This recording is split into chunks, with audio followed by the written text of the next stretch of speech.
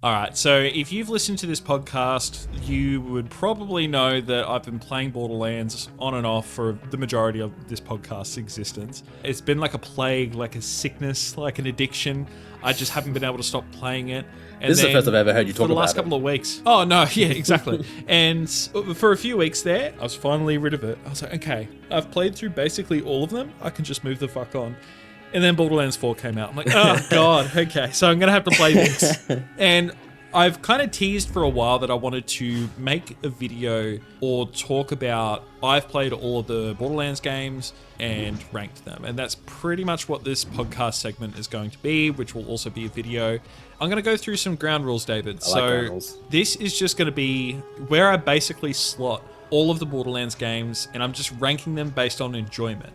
So, you know, I feel like I'll probably need to clarify that a little bit more once we get to the top two. But I'm also just going to throw out there now, I'm also not going to include the Tales from the Borderlands games in this list, because even though they are both parts of the Borderlands universe, they're not your typical or traditional Borderlands game experience. But in short, one of them is good and one of them, you know, not so much. And I'll let you figure out which one's which. Okay. So, I'm excited for this list because you've been, like I said, been sinking so many hours into that game. I swear it's taken over your life, and I'm really excited just to see where you rank them all. I'm excited. It's like a lot of pressure as well, because I'm just like, oh man. But I've been talking about it for so long, and it's just the anticipation. It's been killing me. So I haven't been able to sleep. So I'm going to naturally go from worst to best. Okay. First, right. I have Tina's Wonderland. Right, so, okay. The reason why this is in last place, I feel like, and I'll be completely honest, I probably haven't given this game enough time or spent enough time with it, but this is the game that I've genuinely had the toughest time trying to get into. It obviously feels like Borderlands in practice, like while you're shooting, the guns, all that stuff. It's really cool. It's mixed with that fun, quirky Tina voiceover and also like that Dungeons and Dragons kind of feel. But I just didn't enjoy it anywhere near as much as I did with the Assault and Dragon Keep DLC from Borderlands 2. And that in and of itself was just way better because it was Borderlands, but it was just like, you know, it was a DLC, it was something fun. But a whole game on its own, it just felt a little bit too chaotic for me. I was just like playing through it and I was like, what the fuck is happening? All this different shit. It's like both a criticism and also a compliment where when you're traversing these stages and these maps, they were very dynamic. Like shit would just randomly be changing in front of you because Tina, being the DM, she's kind of just like, oh yeah, so this and this thing happened and this thing happened, and it's like, okay, that's cool, but it was also kind of overwhelming for me. Right. And yeah, I don't know, I just couldn't get into it. Like I'd play it for like 30 minutes at a time, and I'm just like, I just want to play something else. Yeah. So, or I'd much rather be playing a different Borderlands game. Yeah, look. So that's why I've got this in last place. And look, that's completely fair enough. When that game came out, I swear I saw no promotional trailers for it. Yeah. To be honest, it was just like, oh, it's out. Yeah, and I completely forget that it's part of the Borderlands series. And I've never had any interest myself to jump into it. Just because it didn't appeal to me. I think it's kind of tough when you're the person either really into a series or you're the creator of a series, you're probably thinking like, wow, this one particular subsection of our series was so popular that we're just going to do a spin-off. But you also got to realize that that will only really draw or be an appeal to the people who love that component of the series. It's not going to be as appealing to like the masses, if that makes sense. So I find it interesting that they did do a standalone game, and look, it looks gorgeous. It feels amazing to play, but yeah. And just to clarify as well, I don't think it's horrible. I think it's okay. I think it's the only game on this list that I think is just okay. The rest of them I really like. But obviously I have to put them somewhere, so that's why I put this one where I did. Fair enough. So, moving on to the next game. Ooh, drum roll. Yep. I've got Borderlands 1. Borderlands 1, so, okay. Yeah. This one was tough because I'm probably the most nostalgic for this one because it was the first. It was probably a lot of people's firsts. And even though playing as Roland, he's like the most boring fucking character to play as throughout the whole series. He's just like your very typical generic whatever player. I just thought that this game, the vibe and the tone that it set was really good. And I felt like the pacing of the game was really good as well. The leveling was rewarding. Everything about it was really good. I just think by today's standards, it's quite basic. Right. I find that I get a lot more enjoyment kind of going to the DLCs as soon as I can, like, your Jacob's Yeah. Cove, General Knox, stuff like that. Like, I find that shit really fun and interesting, but I think that it laid the groundwork so well for the rest of the series to kind of evolve and build on top of it. And if anything, I kind of wish, bit of a spoiler for Borderlands 4, I feel like Borderlands 4, if you put Borderlands 4 and Borderlands 1 next to each other, they don't really feel the same anymore. Right. Like, it feels like it's gone in a bit of a different direction, and I kind of want it to go Randy, back no. to that original... You know what? If our series is changing, it's your fault. It's the gamer's fault. It's not our fault. We're never in the wrong. I'm Randy Pitchford. I make the best movie in the Randy, world. no. Kevin Hart's going to make a great Roland the Soldier. Oh, God. Anyway, so, and I'm going to use this comparison later, but I feel like this game feels very like Mad Max. Right. And I feel like with each game, it kind of starts drifting apart. But anyway, that's why I've got Borderlands 1 where I have it. How many games are there in total? I think I'm going to be, it's 6 games, I think. Yeah, six games. So this is the 5th place. Yeah, and it's interesting that you put it there because when you obviously release a brand new IP or a brand new game, you want the sequels to improve on it. So I'm not necessarily surprised that it's very low on the list. It would be surprising if it was high on the list because that means Gearbox didn't really do a good job with making the sequels better than the original. Yeah. Oh, 100%. Like for example, I think with most series, a lot of people look at like the first or second game in a series to be like the peak, and then everything else kind of trickles off. Or it's kind of like that with movies. But the fact that Borderlands 1, in my opinion, it was such a great game when it came out, and it's still a good game, but the fact that there are so many other games that are better, I think that that's a testament to how successful and good this series is. And I also think that, like, for example, it boasts, I think one of its selling points is like, oh, it's a gazillion guns or whatever. But a lot of the guns actually just felt the same. Like, they were just reskins of the same guns, more or less. So there was variety, but when you're looking at the gun in the first-person mode, it didn't really feel like it. So I don't know. Just thought I would quickly say that. But let's move on to the next one, my friend. Next one. This is the 4th place? Yes, 4th Number place. 4. I'm excited. Honestly, this could have been number 3. Oh. But I went back and forth. And Internal dilemmas. I'm going to put Borderlands 3 in 4th place. Wow. Yeah.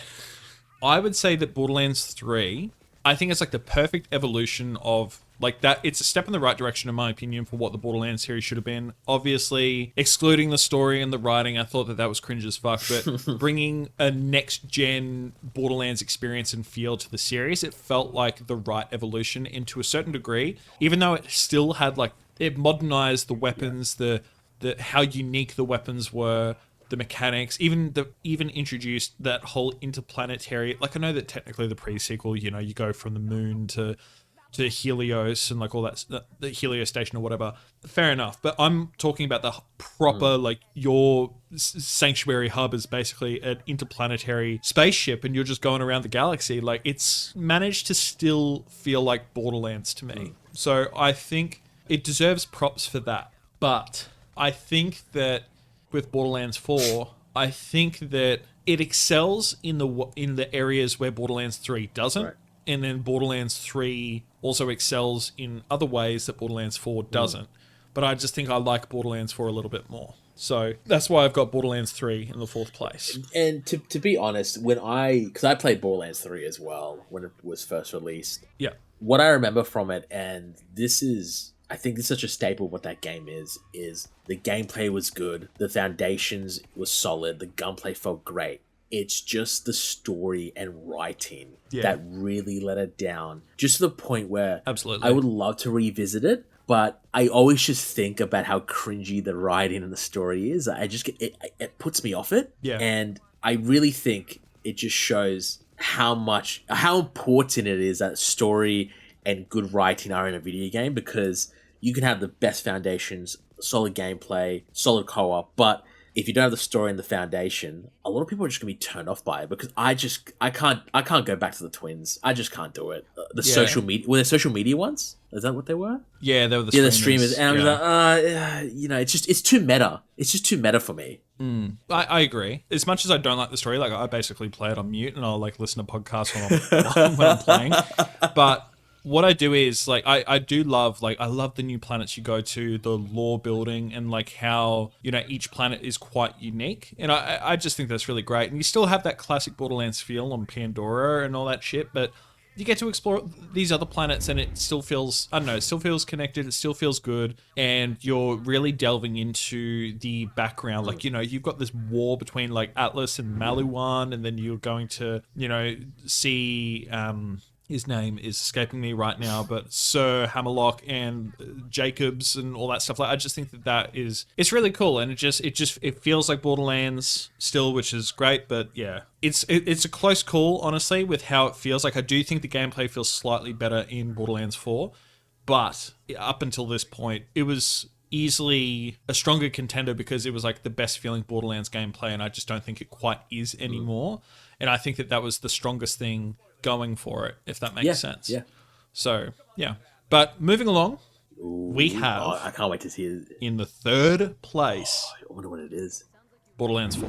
Whoa! Wow, Yeah. the new one. Yeah. So just to confirm, have you played it throughout its entirety, or just like sunk in a few hours?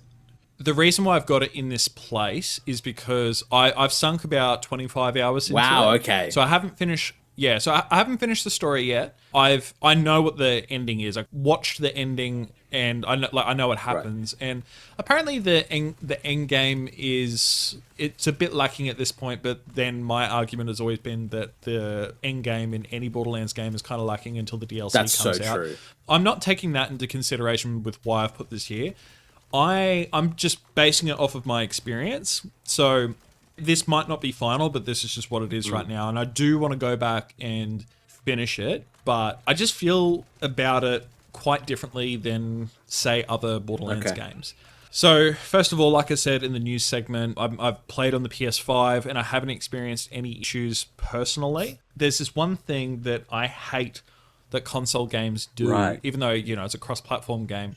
This is such a minor nitpick, but I can't stand when games on the console try and emulate like a mouse, like a cursor, and you have to like move it around. And it does that for the main menu. Say less. It's so annoying because it's like, okay, the cursor's moving a little bit slower than what I would like it to, and it's also simultaneously a little bit touchy. So I hate UIs when they do that on consoles. Yeah, so to press continue game or new game, you have to like scroll to like the top left corner of the screen, so it's not even in the center of the screen. It's like, I'd rather you just like have it so that way I can just toggle between like directional, like the D-pad, rather than having this cursor. Like, just fuck off with that shit. And it's throughout the whole menu system as well, throughout the whole game, and I can't stand that. I can't stand it either. But let's talk about some pros, and then we'll go into cons. So, because I want to talk about this a little bit more, just to share my initial thoughts. So, I don't know if you know this, but it's a proper open world. It's not like the usual like open world-esque sandboxes in the traditional Borderlands games. It's just one big open world. That's good. And I don't know why, but I didn't ever think of a Borderlands game being in just like a one proper open world. And I would say for the most part it works. The actual open world itself is dense, and there's a lot of stuff going on. I would say that the writing in this game is better. Like, overall, the story is more serious. It's more focused. I think the humor works a lot more as well. It's more carefully placed. And also some of the story missions, they're written very well. And, your character, whichever one you pick, is actually in the cutscenes, which is great. With the side missions, also, one thing I liked is that the side missions, except for, your drone surveillance, whatever, fetch quest thing, like, the execution of a lot of the side quests are actually very unique. It's not as simple as like, go here, kill X amount of one particular enemy.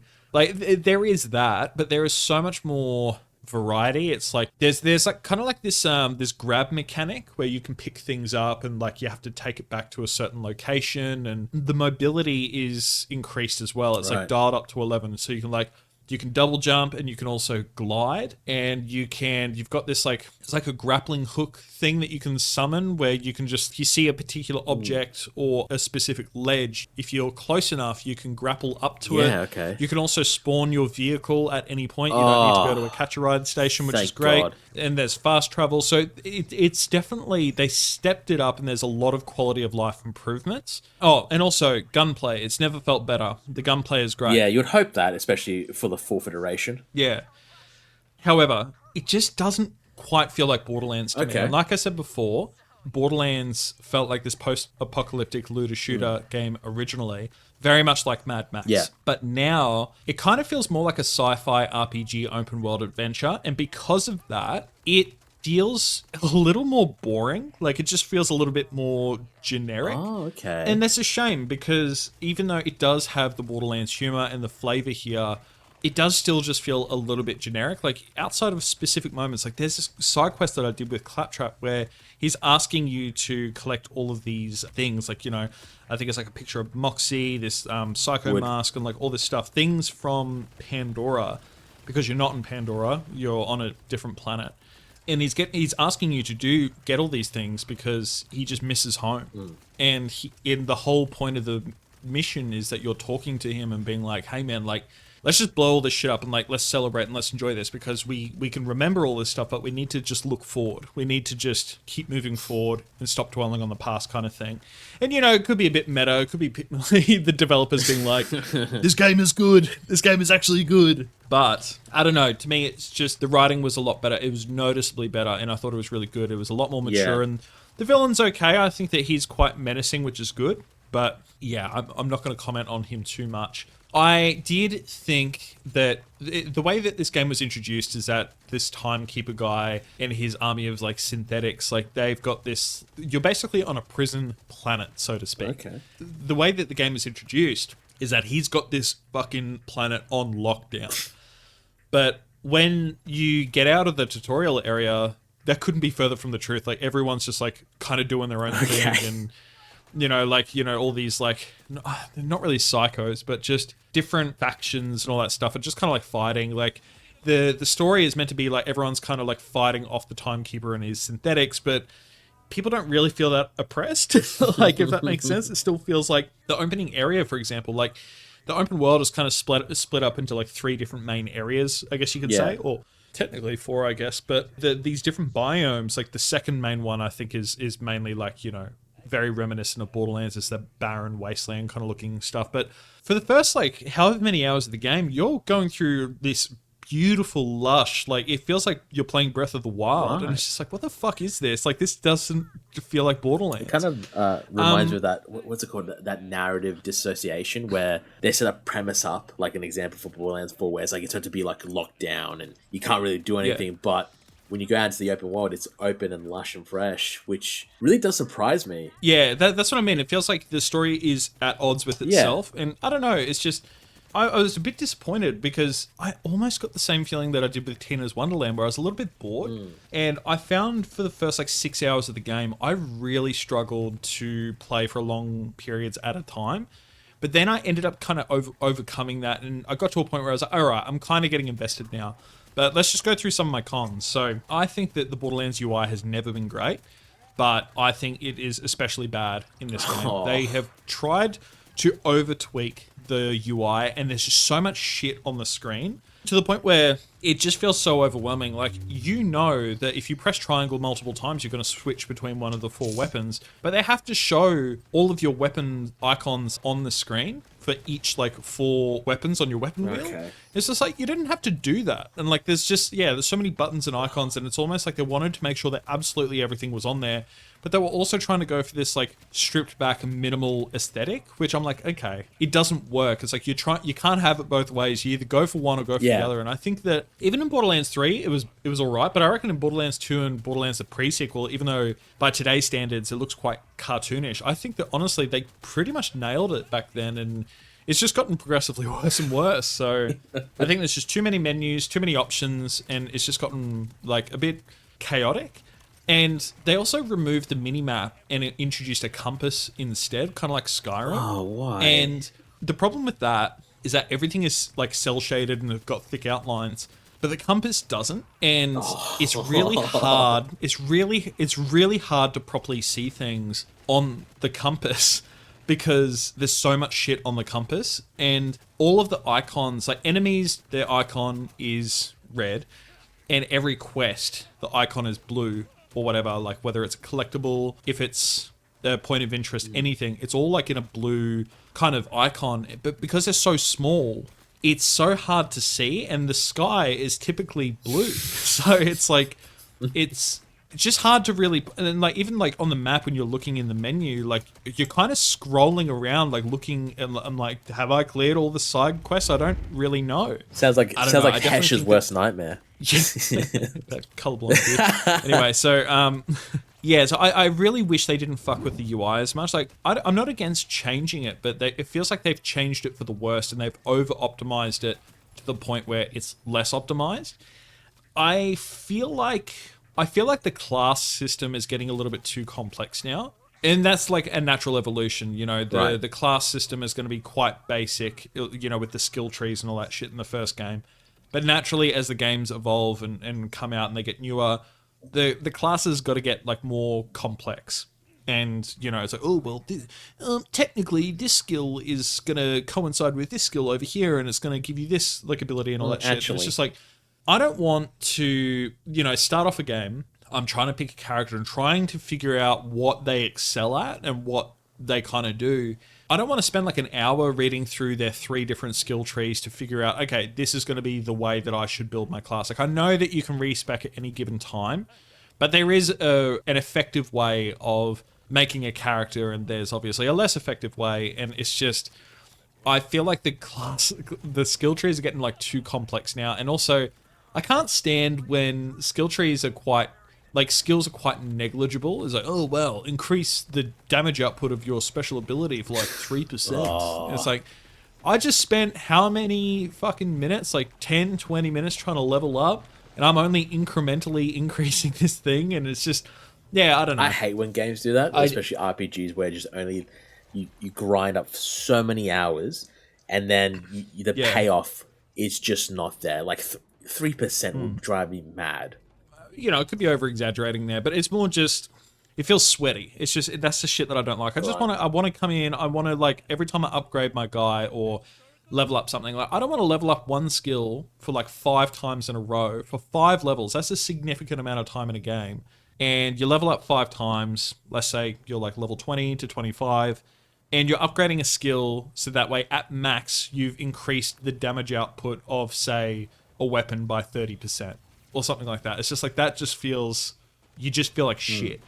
So, I don't know. Anyway, I think that this kind of left me feeling a little bit disconnected from my character. Like, there was no particular character that really jumped out at me, which is a shame. So, I don't know. I know I've spent a really long time talking about this. I'm gonna move on, but, and it sounds like I've probably harped on this a little bit, but it's mainly just because this is a brand new game, and I'm just kind of, I've got a lot more to talk about with this one specifically. But the reason why I do think that it does deserve to be in the 3rd place is because I'm not the biggest fan of the open world direction. Okay. I think that it made it feel, okay, so Borderlands 1 is a brand new idea and concept because it was a looter shooter, it was a first-person shooter, it was an RPG, it was like this cel-shaded cartoonish kind of thing, it was like this Mad Max kind of vibe. So it kind of felt like it was its own thing. But this game feels like it's more stepping towards the direction of trying to be just like every other open world game and trying to do it well. And it does do all these elements really well, but in the pursuit of trying to do all of these things really well, it feels like it's lost its identity in a way. And I just don't think that after I finish this game, I'm ever going to come back to it. I think it's not a game that I think I'm going to replay over and over again. I think that the 2 games at the top are ones that I could just go back to whenever, and I'll love it. But I don't think I can with this one. It's really interesting that you say that. I do think it's really interesting you said because you know there was so much hype behind this game, and I've been seeing so much positive around the gunplay and the story, and people loving it. Besides the performance issues, but it's really really refreshing just to hear your take on it because, like, you've been sinking so many hours into it. So I'm really surprised that you're not, that once you're done with it, you're not going to go back. Yeah, well, I mean, look, I'm saying that now. I still haven't technically finished the game firsthand, so I might just get really wrapped up in it towards the end. Who knows? Nice. So, my opinion could change, and if it does, I'll make a video. But I feel like I've seen so many people make really pro Borderlands 4 videos. Like, IGN is like giving it a 7 or an 8 or whatever. Fair enough. And a lot of people are saying it's good despite the technical difficulties. And I do follow some diehard Borderlands like YouTube channels because I started getting into it ever since going through this journey of playing all these Borderlands games again. And I've noticed that a lot of them have basically said it's the best Borderlands ever. And I can't help but wonder if they're saying that because they are so passionate about the Borderlands series that they're like, oh my god, it's new Borderlands, it's the best thing ever kind of thing. And I'm wondering if it's like rose-tinted glasses kind of thing. That's I really wonder true if as well. their opinion will change. Personally, I love the Dynasty Warriors series. I played Dynasty Warriors Origins when it first came out, and I thought it was the fucking best thing since sliced bread. But I can't go back and play it because there's really no replayability, and it was just such a, it was a good like 30-hour experience. You play through it and you're like, sweet, okay, that was cool, but I've got no appetite to go back. And I don't think replayability should factor into whether something is the best or not. But the name of the game with Borderlands, more specifically, is that you play through, you finish the game, you then play through it again with like true Vault Hunter mode. You're trying to farm all this shit. It's like it's a looter shooter. You're trying to grind it out and max out your character levels, trying to max out and respec all these character skills and all that shit, trying to optimize these characters and to get the most mileage out of them. But I just don't think I want to do that with this game. So, and ironically enough, I could see myself doing that with Borderlands 3 because it does feel more like Borderlands to me. But I do have to say that I think overall, with my experience so far, the actual gameplay itself in Borderlands 4 is better, and I think the writing is better. So that's why I think it's just a bit above Borderlands 3. Fair enough. That was my massive tangent about Borderlands 4. And I didn't expect it to take so long, so I'm very sorry, listeners. But let's move on to the next two games. So the top two. Oh, I have a theory of where the second one is, and if I'm right, I'm going to be very happy with myself. Interesting. Okay, well, we'll see. So I said at the start that I am ranking this based on my enjoyment. Now, I'm just going to... Look, I'm just going to drop the hand grenade, pull the pin, drop it in everyone's lap right now. Borderlands 2 is in second place. No shot. No freaking wow. But hear me out. You need to be cooking with this one. Hear me out. So if I'm talking like from an objective level, like as in which is the technically superior game, Borderlands 2 would be the first place. So I'm not denying that. It is objectively a better game than the pre-sequel. But I just enjoyed the pre-sequel on a personal level so much more, and I go back to playing that game so much more than any other Borderlands game. I know, I'm sorry. Who are you? But who am I? Are you sure you want to know? All right, so let's talk about Borderlands 2. Let's talk about it. I was actually, when this game first came out, I was a little bit more lukewarm on it because I was just like, oh yeah, whatever. Handsome Jack is really cool. Like, it's cool. But I think that compared to Borderlands 1, this is obviously a step up in every single direction. It genuinely, it's incredible. And I think in hindsight, I have grown to appreciate it more and more. I love how much it's had a great extended life thanks to the devs, and they released like DLC in Borderlands 2 like right before the release of Borderlands 3. So like I think it was like in 2018 or 2019. They just made more DLC for it, which is awesome. The story is probably the most consistent and engaging. Yep. You basically see it takes you to all of these different locations, and the locations feel much more diverse. You simultaneously get to see so much more of the world, but it still feels like Borderlands, and it increased the stakes. Some of the humor is definitely, it doesn't hold up as well, but I think the villain was great, the story was compelling, the weapons were great.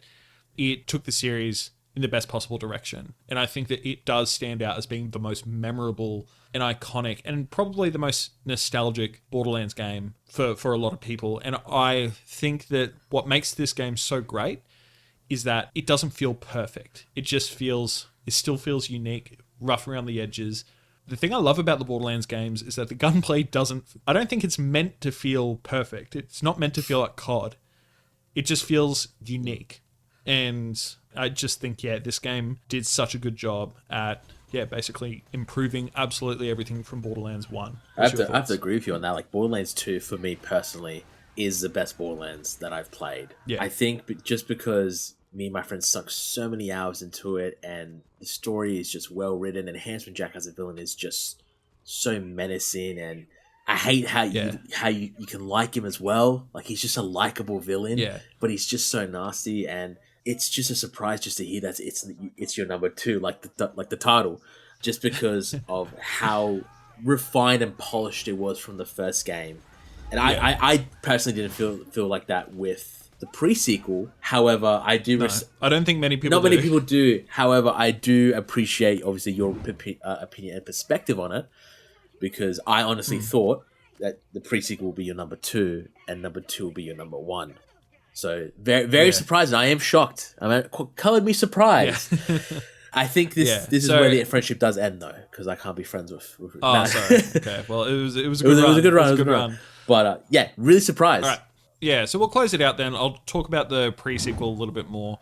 So, number 1. I've mentioned it before. Number 1. Burger King full lettuce. I haven't really played this game that much before at all, in fact, before this stint of playing these games. And this was the ultimate video game equivalent of comfort food for me.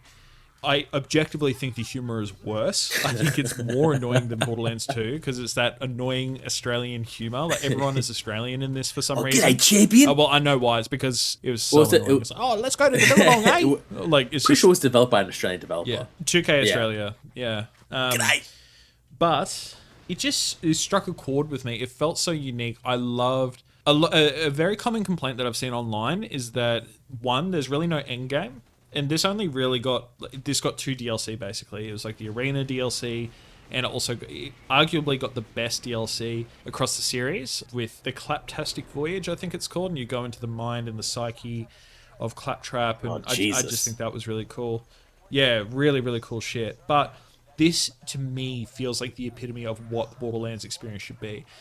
Before what I said about Borderlands 2 being rough around the edges and it didn't feel like it was trying to be optimized, it kind of just feels the same, but even more so here. And a lot of people have complained, like a common complaint is the fact that the terrain in the landscape gets a little bit boring. There's not as much to do or as many places to go in this game. And I agree with that, but I just happen to really fucking love the setting of the moon. And again, what I find interesting about this game compared to Borderlands 4 is the fact that this is set in space, and then you go to the Helios station, like, you don't set foot on Pandora, basically, and this still just feels like Borderlands to me. The enemies were really cool. I love that you have laser weapons. I love that low gravity situation, so you can, like, double jump, and you've got the Oz kits. Yeah, I just think the setting and how colorful everything is, it just visually, it was just really exciting to me. I like the hub world being, what is it called? Concordia, I think it was called. I really love that setting. There's also some really cool level designs as well once you get into the Hyperion ship, Helios, or I think that's what it's called, Helios. And yeah, I think it's cool. Obviously, you get a lot more Handsome Jack. I think it also has like the best end vault monster kind of thing that you have to showdown with. And I think it's awesome. Like I said, objectively, I don't think the story is as tight, and it's definitely not as long as Borderlands 2. But it's just one that I enjoyed more. It also helps that I think the classes in this game, I think, are some of the best classes from any Borderlands games. Like, obviously, a lot of people probably think that the newer ones from Borderlands 3 and 4 are better, and objectively they probably are, because they've got a lot more depth and detail to them. Man, this is just so fucking good. Like, I really loved playing as Athena. She has this really great build where she's got her energy shield and she deflects all incoming damage and kind of like charges up her shield and she throws it at people. But then she has a build where you can increase her melee blade damage, or you can increase, and this is the build that I went with, where she does really well with shock damage. So you can proc kind of all of this buff of like every time you damage someone, you with a shock weapon, you build up this damage and it scales your damage with how many stacks of whatever, I think it's called Maelstrom or something like that. And I just think it's a really creative way to make your player feel very strong without making it too complicated. Like, I just thought it was just really fun. And I don't know. I think overall, I know that this is probably one of the most forgettable Borderlands games and one of the most forgettable experiences, but this is one of those games where, for me, this really struck a chord. I loved it. And, you know, I have honestly been wanting to make this video for a long time, so that way I've got an excuse to go back and just play with a different character and start again. And the cycle continues. And that's why I gambled all my money away in Borderlands. No, it's really... So objective... really interesting. Obviously, that's your number one. I've only played 1 hour of the pre-sequel, so I think you've inspired me to maybe actually delve into it and check it out and actually give it a shot. Give it a go. I want you to give it a go. Genuinely, I know it's not the best. Like, objectively, I think the Borderlands 2 is the best, but I just think as far as enjoyment goes, and as this is my list, I think my favorite is Borderlands The Pre-Sequel. There you go, number one. Hey, would you look at that? You've made it through the entirety of this episode. Congratulations. This video is just one section of our weekly gaming podcast called Last Week in Gaming Today. If you're interested in checking out the full episode or more discussions like the one you've just watched, I'll leave a link to the podcast in the description and comment section below.